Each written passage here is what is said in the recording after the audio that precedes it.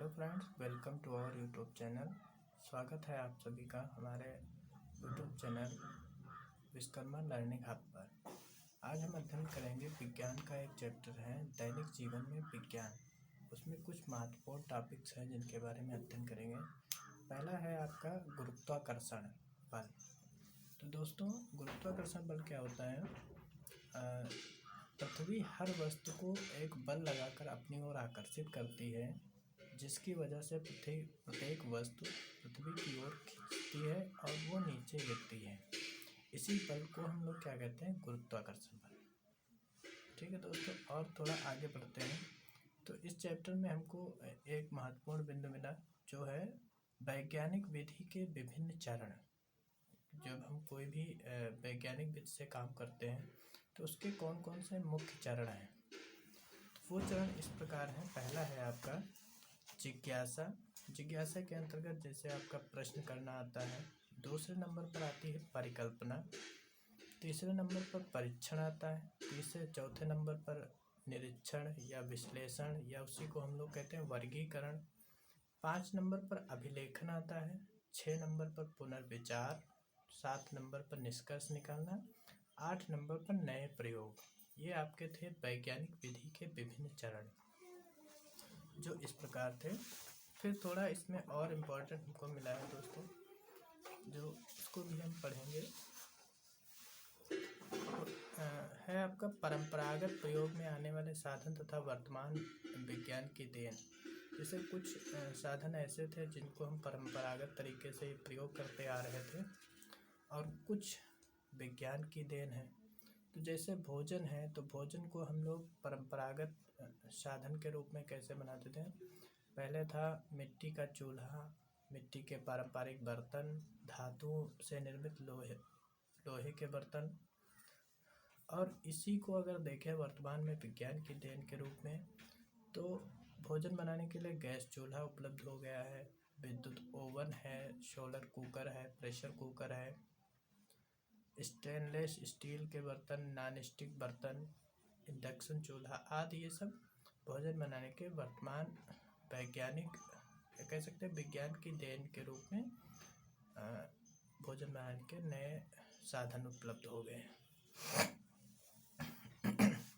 इसी प्रकार कृषि है दोस्तों। कृषि में हम लोग पहले क्या करते थे? हल चलाते थे, बैल, कुआं, राहत, गोबर की खाद आदि का उपयोग करते थे। आज के समय में ट्रैक्टर, नहरें, ट्यूबवेल, रासायनिक उर्वरक, उन्नत बीज, कीटनाशक दवाएं आदि का प्रयोग करते हैं। फिर आता है दोस्तों यातायात। यातायात में पहले हम लोग क्या करते थे? बैलगाड़ी, तांगा, ऊंट, घोड़ा गाड़ी, खच्चर आदि का प्रयोग करते थे। आज के समय में आपके पास साइकिल, कार, बस, स्कूटर, रेलगाड़ी, वायुयान, पानी का जहाज आदि का प्रयोग करते हैं।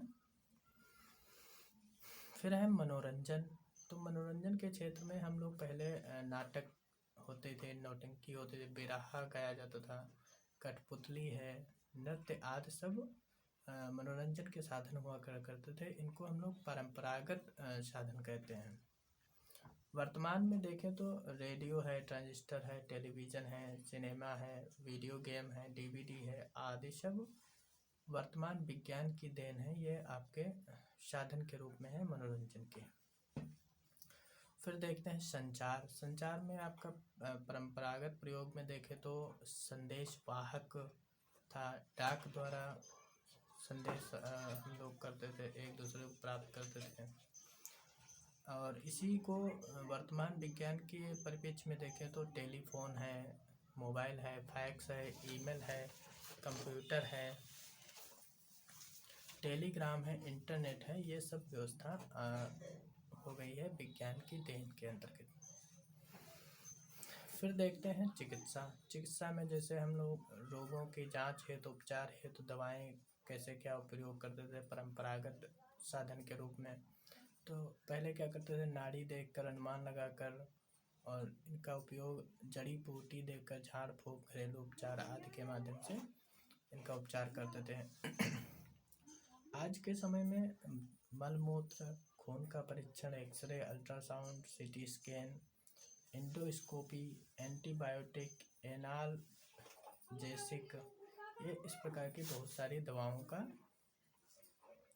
खोज की गई।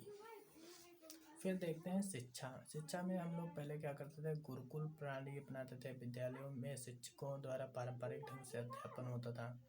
आज के समय में ओवरहेड प्रोजेक्टर है, कंप्यूटर है, इंटरनेट है, आज सभी के द्वारा शिक्षा दी जाती है। फिर देखें अंतरिक्ष में, तो अंतरिक्ष पहले क्या करते थे, साधारण दूरबीन वेधशालाएं द्वारा इनके लिए उपयोग किया जाता है। आज के समय में चंद्रयान 1 है, रडार है, मंगलयान है आदि, ये सब विज्ञान की देन है।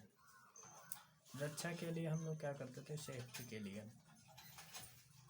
भाला है, तलवार है, तीर धनुष है, गदा है आदि का प्रयोग करते थे। आज के समय बंदूक, पिस्तौल, तोप, टैंकर, मिसाइल आदि परमाणु बमों का प्रयोग करते हैं जो कि वर्तमान विज्ञान की देन है।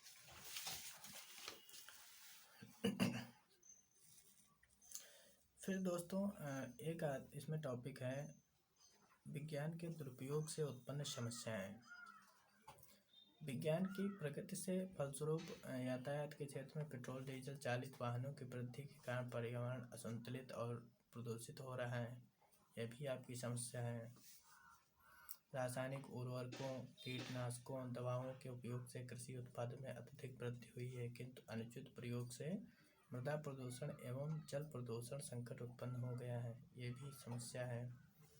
तो और फिर आता है दोस्तों वैज्ञानिक खोजों में भारतीय एवं विदेशी वैज्ञानिकों का योगदान। तो ये बहुत ही महत्वपूर्ण है दोस्तों। प्राचीन भारतीय वैज्ञानिक चरक ने जड़ी बूटियों के औषधीय गुणों के द्वारा रोगों के उपचार की विधि का विकास किया तथा सूत्र ने शल्य चिकित्सा के क्षेत्र में महत्वपूर्ण योगदान दिया है। आर्यभट्ट ने पाई का मान तथा श्रीधराचार्य ने वर्ग समीकरण का हल देने में पहले प्रथम गणितज्ञ थे। आधुनिक वैज्ञानिक खोजों में निम्न प्रकार से वर्गीकरण कर सकते हैं हम लोग। तो पहला है आपका भारतीय वैज्ञानिक एवं उनका योगदान। पहले नंबर पर है जगदीश चंद्र बोस। इन्होंने क्या किया था, पौधों की संवेदनशीलता के बारे में बताया था। दूसरे हैं सर सीवी रमन। इन्होंने क्या किया था, प्रकाश का प्रकीर्णन बताया था, जिसे हम लोग रमन प्रभाव भी बोलते हैं। फिर है डॉक्टर जानकी अम्माल। इन्होंने साइटोजेनेटिक्स बताया था। फिर है एस.एन. बोस। इन्होंने क्वांटम मैकेनिक्स, गॉड पार्टिकल्स के क्षेत्र में, विज्ञान के क्षेत्र में योगदान दिया था। फिर है मेघनाथ साहा। इन्होंने तापीय आयनीकरण या साहा समीकरण के क्षेत्र में योगदान दिया था। फिर है टी.आर. शेषाद्रि। इन्होंने ऑर्गेनिक केमिस्ट्री में योगदान दिया है। होमी जहांगीर भाभा, ये तो आप लोगों के परिचित हैं इनको। इन्होंने क्या किया था, परमाणु और कॉस्मिक विकिरण के क्षेत्र में योगदान दिया था। फिर है विक्रम साराभाई। इन्होंने अंतरिक्ष अनुसंधान में योगदान दिया। डॉक्टर ए.पी.जे. अब्दुल कलाम। इन्होंने प्रक्षेपण शास्त्र, मिसाइल प्रक्षेपण आदि में योगदान दिया। डॉक्टर कस्तूरी रंगन। इन्होंने प्रक्षेपण शास्त्र में योगदान दिया। डॉक्टर हरगोविंद खुराना। इन्होंने आनुवांशिकी कोड की स्थापना की। सुब्रमण्यम चंद्रशेखर। इन्होंने खगोल विज्ञान का अध्ययन किया। कल्पना चावला, ये अंतरिक्ष विज्ञान की वैज्ञानिक थी। Doctor C.N.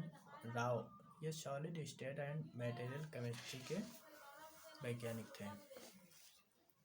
फिर देखते हैं विदेशी वैज्ञानिक एवं उनका योगदान। तो पहले नंबर पर एडवर्ड जेनर। इन्होंने क्या किया था, रोगों से रक्षा हेतु वैक्सीन बनाई थी।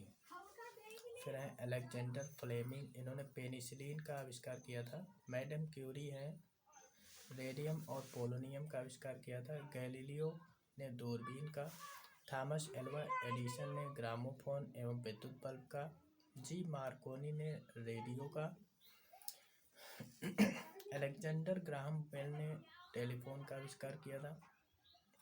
सर आइजैक न्यूटन ने गुरुत्वाकर्षण के नियम दिए और गति का सिद्धांत भी बताया।